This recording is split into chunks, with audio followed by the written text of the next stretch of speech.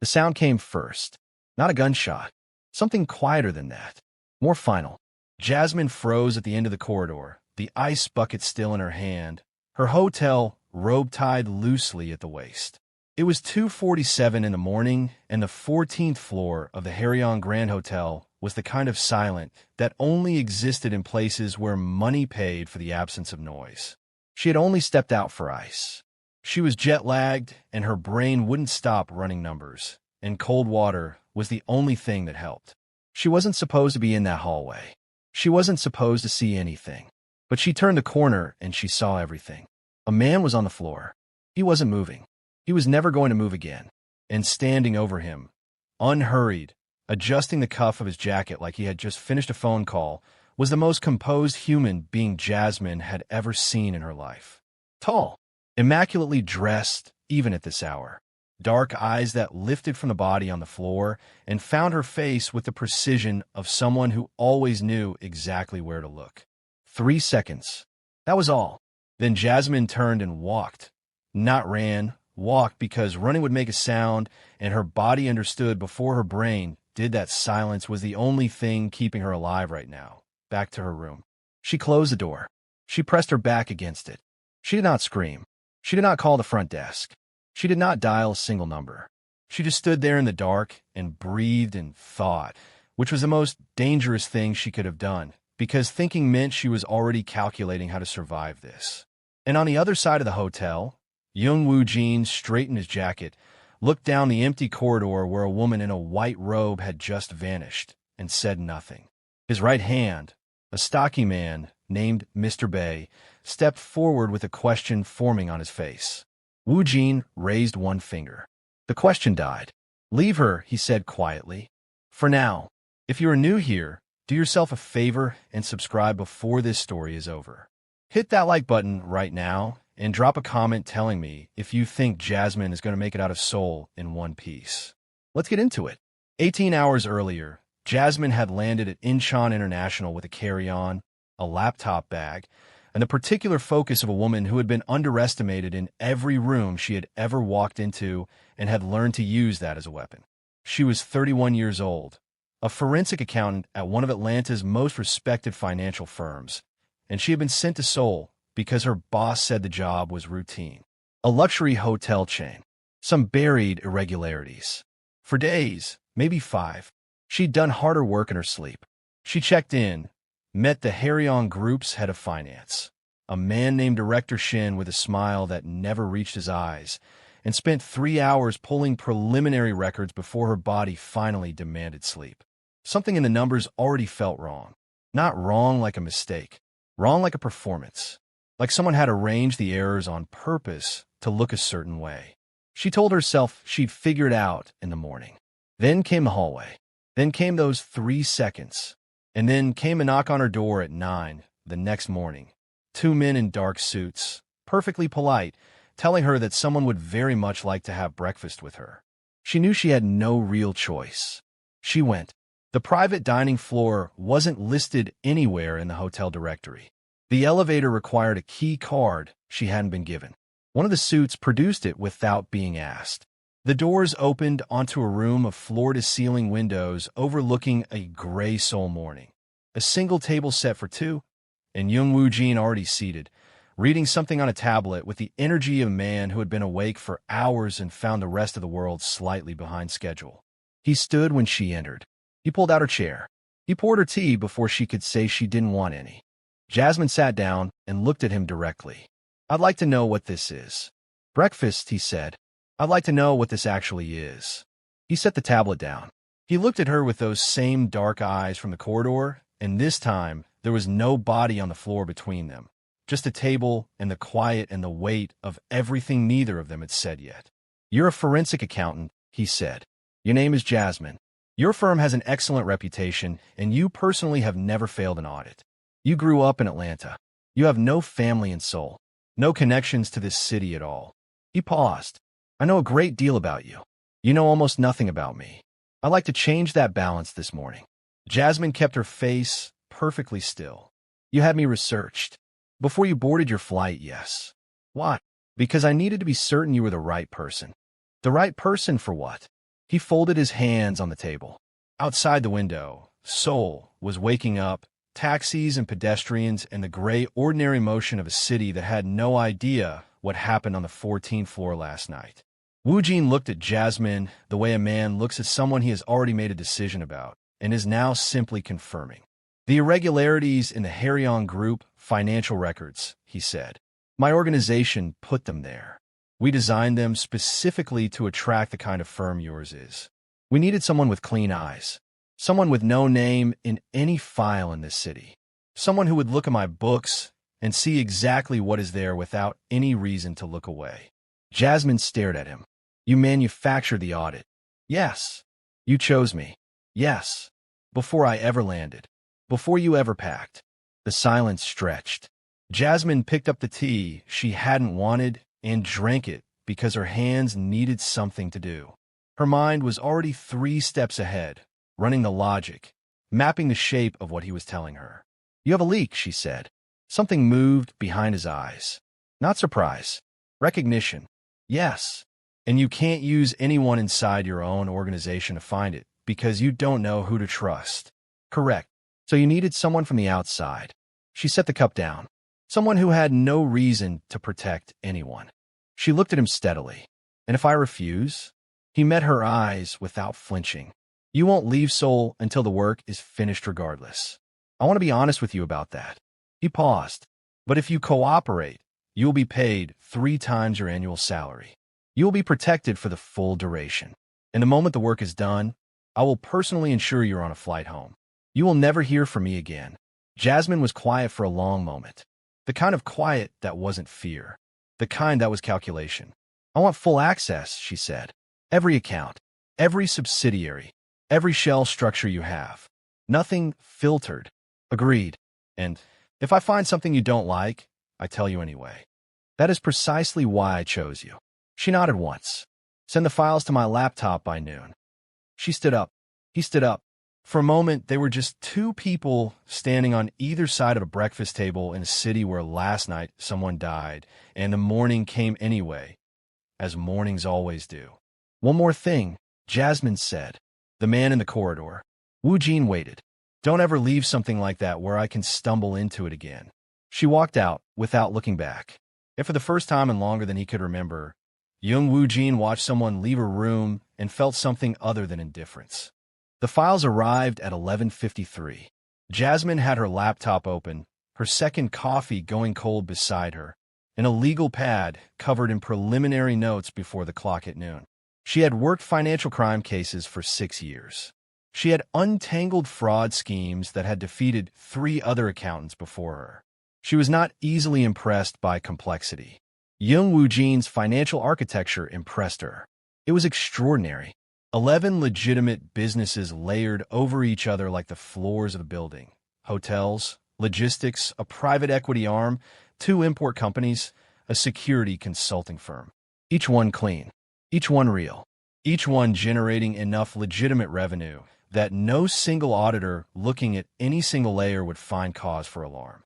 The actual operation moved underneath all of it in channels so carefully constructed they looked, at first pass, like ordinary intercompany transfers. But money always leaves a pattern. That was the thing people never understood. You could hide the destination. You could disguise the amount. You could bury the timing. But you could not eliminate the shape of it. And the shape always told the truth if you knew how to look. Jasmine looked. By the second day, she had identified the bleed. Money was leaving the organization in amounts small enough to avoid triggering any internal threshold, through accounts that moved on a rotation that would look random to anyone who wasn't charting it. But it wasn't random. It was a schedule, disciplined, patient, and running for at least 19 months. Whoever was doing this had started slowly. They had tested the system for a full quarter before they ever took a significant amount. They understood the architecture from the inside. They knew every checkpoint, every review cycle, every account that got scrutinized, and every one that didn't. This was not a thief. This was a strategist. She was in the middle of building her second tracking model when the door to her workspace opened and Woo Jin walked in. He did this now, appeared without announcement, looked over her shoulder at whatever was on her screen, ask precise questions. No small talk, no performance, just the direct engagement of a man who respected work and wanted to understand it. "You found something," he said, reading her posture before she spoke. "I found the shape of it." She turned the laptop toward him. 19 months. Consistent rotation. They've taken approximately 400 million won total, in increments that never crossed your internal review threshold. She paused. "They know your review threshold." His jaw tightened slightly. That was the only thing that moved. "Narrow it down." "I'm already doing that. Give me 48 hours. He studied the screen in silence. Then he pulled up the chair beside her, not across from her, beside her, and said, "Walk me through what you're seeing." So she did. She walked him through every thread she had pulled, every pattern she had charted, every account she had flagged. She expected him to listen passively, the way executives usually did when someone was explaining technical work they didn't fully follow. Instead, he asked questions that told her he understood exactly what she was explaining and had already considered two of the same angles independently. At one point, he caught a secondary discrepancy in a subsidiary ledger that she had noted but not yet connected to the main thread. He made the connection in under a minute. Jasmine looked at him. "How do you hold all of this in your head?" "I built it," he said simply. "Every account, every structure. I designed most of this myself." He was quiet for a moment. "I used to think that meant I was the only one who truly understood it. Now I know it means I was the only one who couldn't see what someone else was doing inside it." She heard something underneath those words that she was not supposed to notice. She noticed it anyway. "How long have you known something was wrong?" 8 months. "And you didn't bring in anyone until now." "I couldn't trust anyone from inside." His voice was even. And bringing in someone from outside meant showing the inside of this organization to a stranger. "That is not something I do." "But you did it. With me." He turned and looked at her. The late afternoon light was coming through the windows behind her, and it made the room feel quieter than it was. "You were in that corridor," he said. "You saw something that should have terrified you into silence or into a police station. You did neither. You went back to your room and you thought." He paused. "I have been surrounded my entire life by people who react. I needed someone who thinks first." Jasmine held his gaze and felt something she had no interest in feeling. She broke eye contact and looked back at the screen. 48 hours, she said again. "I'll have names." He stood. He moved toward the door. Then he stopped with his back to her and said, without turning around, "Have you eaten today?" She had not eaten since the morning. "I'll have something sent up," he said, and left. She stared at the closed door for a moment longer than was strictly necessary. Then she went back to the numbers. If you're still watching, I need you to like this video right now and tell me in the comments. Do you think Woo Jin actually planned to let her go, or did he already know he wasn't going to? Because the story is about to shift in a direction nobody saw coming. Stay with me. 36 hours later, Jasmine had her list. 3 names, all senior, all with full access to the account structures she had identified as the source of the bleed. She sat across from Woo Jin in the same private dining room where they had first spoken, and she laid the documentation in front of him. Clean, thorough, airtight. He looked at the names for a long time. "You're certain?" he said. "I'm never wrong about numbers." He was quiet. His face gave nothing away, which was something she had learned was intentional. Not coldness, but control, the practiced stillness of a man who understood that every expression he made was read by people looking for weakness. But she had been watching him for 3 days now in rooms where he thought he was unreadable, and she was beginning to understand the difference between what his face did and what his eyes did. His eyes, right now, were doing something that looked a great deal like grief. "One of these men," he said slowly, "has been with me for 11 years. Jasmine said nothing. "He was with me before any of this existed." His voice was even, but barely. "Before the hotels, before the infrastructure. He helped me build the first account structure when we were operating out of a 2-room office in Mapo-gu." He stopped. "I trusted him completely." "I know," Jasmine said, quietly, not with sympathy. She wasn't sure she had the right to offer him that, but with the acknowledgement of someone who understood that some truths were not just professional failures. They were personal devastations. He stood abruptly and moved to the window. Outside, Seoul gleamed in the dark, indifferent and enormous. She watched the line of his shoulders, the way he carried the weight of what he had just learned, as though adding it to a load he had been carrying for years. "It's not just theft," she said, because he needed to know the rest. "I traced the receiving accounts. The money isn't being spent. It's being pooled." She paused. "Someone is being funded. Someone who is waiting." Woo Jin turned from a window. "Whoever has been paying your traitor has been building towards something for 19 months, she said. "Whatever they're planning, the money suggests they're close to ready." He stared at her.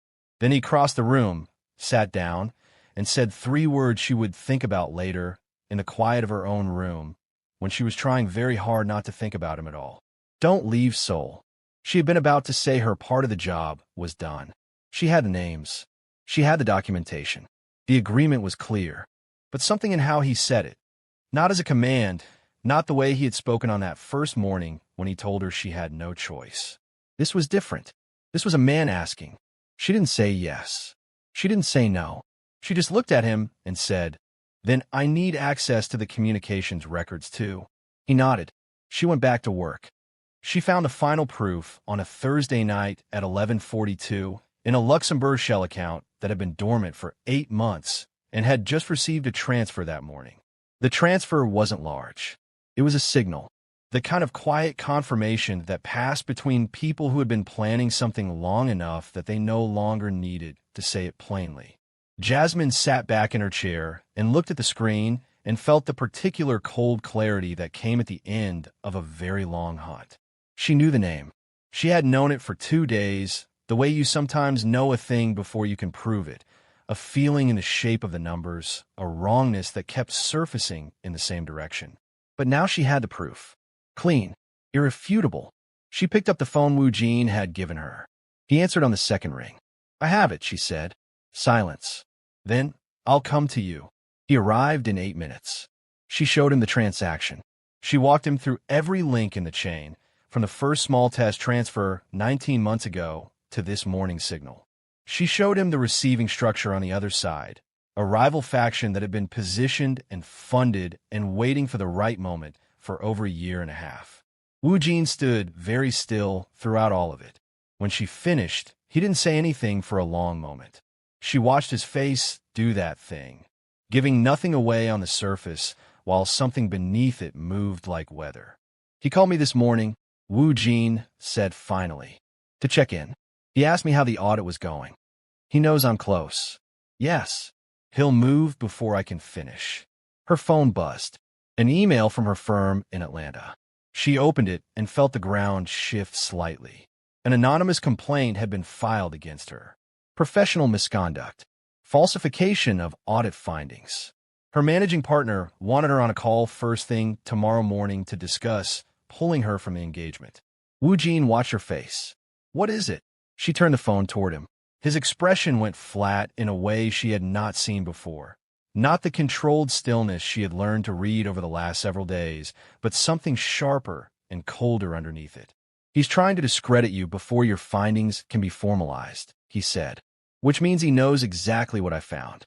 Which means we have less time than I thought." Everything moved fast after that. Woo Jin made calls. 3 of them, short and precise. In Korean, she could only partially follow. She watched him shift from the man she had been sitting across from in quiet rooms into something else entirely. Someone who had built a dangerous empire from nothing and knew exactly how to defend it. The composure was the same. The stillness was the same. But the weight behind it changed. There was nothing tired about him now. He looked at her when the calls were done. "I need you to stay in this room tonight." "What's happening?" "I'm going to confirm what you found." His voice was even. "And then I'm going to end it." Woo Jin. She used his name. She had been careful not to, until now. He stopped. She looked at him directly. "What does ending it look like?" He held her gaze. "It looks like this organization surviving. And the man who did this." A pause. "He made his choices 19 months ago." Jasmine absorbed that. She didn't flinch away from it, and she didn't pretend it was something other than what it was. She had known from the first morning in that private dining room what kind of world she was inside. She had never made herself forget it. "Go," she said. "I'll be here." He moved toward the door. Then he turned back, and what crossed his face for just 1 second was something unguarded and unplanned and entirely human. "I know I had no right to bring you into this," he said. "I want you to know that I know that." Jasmine looked at him. "Go finish it," she said. "We'll talk about what you had no right to do when I'm on the other side of it." The ghost of something, not quite a smile, but the shape of where one could exist, crossed his face. Then he was gone. She sat in the quiet room and waited and told herself she was calm, which was only partially true. It was not a clean night. She heard things she wasn't meant to hear. Movement in the corridor, voices below the window, the particular quality of silence that meant something significant was being concluded somewhere she couldn't see. She didn't ask. She sat with the documentation in front of her and waited and thought about Atlanta and her apartment and the ordinary life on the other side of this, and found, with some alarm, that it felt further away than it had a week ago.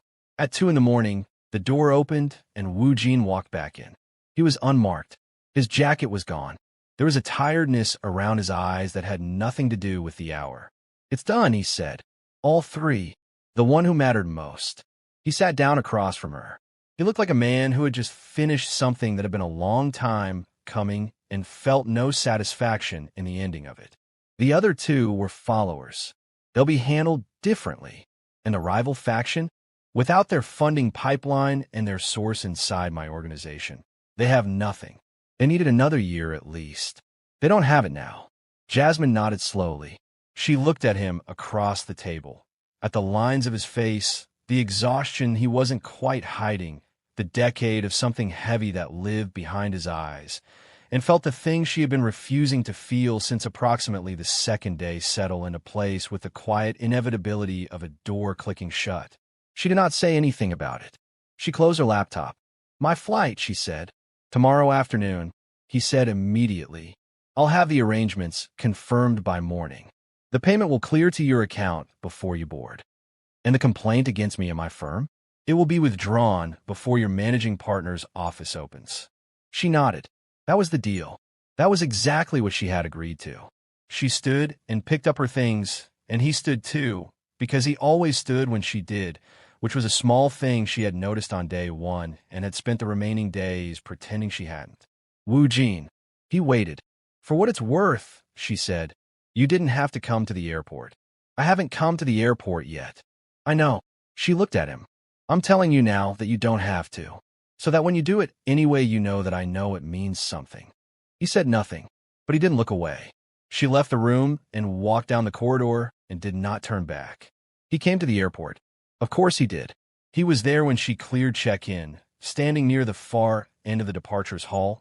No bodyguards, no armor, just a man in a dark coat who had flown to the top of an empire and found it lonelier than anything he had ever imagined and was only just beginning to admit it to himself. She walked toward him, and they stood together in the middle of all that noise and movement. Announcements overhead, passengers rushing past, Seoul carrying on its loud, indifferent life around them. "I'm not thanking you," she said. "I want to be clear about that. I'm not asking you to. You trapped me in this city. Yes. You turned my career into a cover story. Yes. And you knew from the beginning that I wouldn't be able to just walk away from a problem once I could see it." Something shifted in his expression. "Yes," he said more quietly. Jasmine looked at him for a long moment. Then she said, "Atlanta is a good city to disappear into. If you ever get tired of all of this." She picked up her bag. "I'm not going to tell you what that means. You're a smart man." She turned and walked to the gate, and she did not look back, and it cost her more than she expected. She boarded the plane. Seoul fell away beneath the clouds. She opened her laptop and stared at a blank screen for 40 minutes and wrote nothing. 6 weeks later, Atlanta. Her apartment. A Friday evening. She was in her kitchen halfway, through a glass of wine and a case file she had promised herself she would finish before the weekend when the doorbell rang. She was not expecting anyone. She opened the door. Young Woo Jin stood on her doorstep in the warm Georgia evening. No security, no driver, no organization behind him. Just a man who had taken apart everything he built to protect a woman he had known for less than 2 weeks, and had spent the 6 weeks since trying to convince himself that was a reasonable thing to have done. He looked at her. She looked at him. You actually came, she said. You told me where to go when I was ready. I didn't think you'd be ready this fast. I've been ready, he said quietly, since the airport. Jasmine looked at him for one long, careful moment. Then she stepped back from a door and let him in. And that, right there, was the beginning of the real story. If you made it to the end of this, you already know you need to subscribe, because this channel is built for people who like their romance slow-burned and their drama airtight. Like this video, drop a comment telling me what your favorite moment was, and share this story with someone who needs something good to watch tonight. I'll see you in the next one.